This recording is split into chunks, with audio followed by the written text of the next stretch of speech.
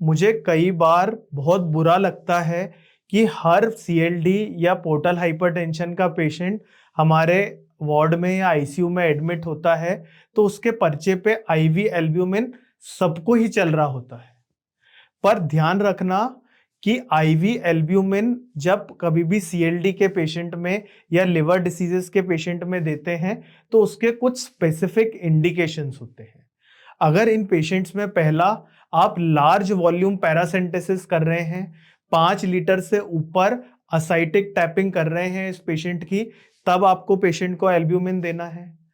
अगर सेकंड, इस पेशेंट का आपको सस्पेक्टेड हिपैटोरीनल सिंड्रोम एचआरएस में लैंड अप कर रहा है, ये पेशेंट क्रिएटिनिन बढ़ रहा है, आउटपुट कम हो रहा है और सब चीजें रूल आउट करके एचआरएस का डायग्नोसिस हो रहा है, तो आपको आईवी एल्ब्यूमिन देना है।